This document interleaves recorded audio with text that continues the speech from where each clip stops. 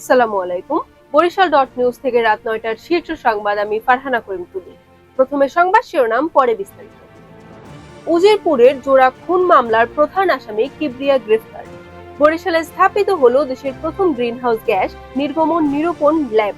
বরিশালে মৎস্যজীবী দলের যুগ্ম আহ্বায়ককে কুপিয়ে জখম। বরিশাল বিশ্ববিদ্যালয়ের ছাত্রীর আত্মহত্যা। নাজিপুরে অগ্নিসংযোগের ১০ বছর পর ১০০ জনের নামে মামলা।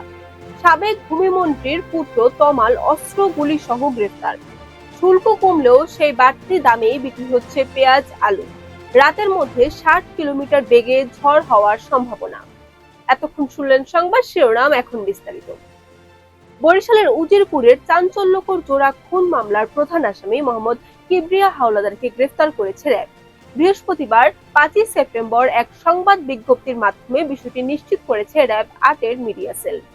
দেশের প্রথম অত্যাধুনিক গ্রিনহাউস গ্যাস নির্গমন নিরূপণ ল্যাব স্থাপন করা হলো বরিশালে। নগরীর সাগরদী এলাকার বাংলাদেশ ধান গবেষণা ইনস্টিটিউটের আঞ্চলিক কার্যালয়ের ধানের জাত গবেষণা প্লটে গতকাল বুধবার দুপুরে এই ডিজিটাল ল্যাব স্থাপন করা হয়। আধিপত্য বিস্তার নিয়ে বরিশাল নগরীর বঙ্গবন্ধু কলোনিতে মহানগর মৎস্যজীবী দলের প্রধান যুগ্ম আহ্বায়ক সহ ৩ জনকে কুপিয়ে জখমের প্রতিবাদে মানববন্ধন করা হয়েছে। বৃহস্পতিবার মহানগর মৎস্যজীবী দলের উদ্যোগের নগরী সদর রোড অশ্বিনী কুমার হলের সামনে মানববন্ধন করা হয়।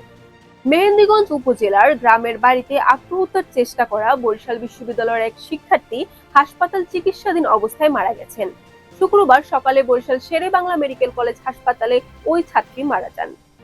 পিরোজপুরের নাজিরপুরে অগ্নিসংযোগের ঘটনায় ১০ বছর পর ১০০ জনকে আসামি করে একটি মামলা দায়ের করা হয়েছে। এতে উপজেলা আওয়ামী লীগের সভাপতি ও সাবেক উপজেলা চেয়ারম্যান মোশাররফ হোসেন খান সহ ৫১ জনকে নমিয় ও ৫০ জনকে অজ্ঞাত করে থানায় একটি মামলা দায়ের করা হয়। সাবেক ভূমিমন্ত্রী শামসুর রহমান শরীফ দিলুর ছেলে শিরহান শরীফ তমালকে অস্ত্র ও গুলি সহ গ্রেফতার করেছে র্যাপিড অ্যাকশন ব্যাটালিয়ন। বৈষম্যবিরোধী ছাত্র আন্দোলনের শিক্ষার্থীদের উপর হামলার ঘটনায় দায়ের করা মামলার পলাতক আসামি তিনি। শুল্ক কমলেও সেই বাড়তি দামে বিক্রি হচ্ছে পেঁয়াজ আলু। বিভিন্ন বাজার ঘুরে দেখা গেছে খুচরা বাজারে প্রতি কেজি পেঁয়াজ আগের মতো ১২০ টাকা কেজি দরে বিক্রি হচ্ছে।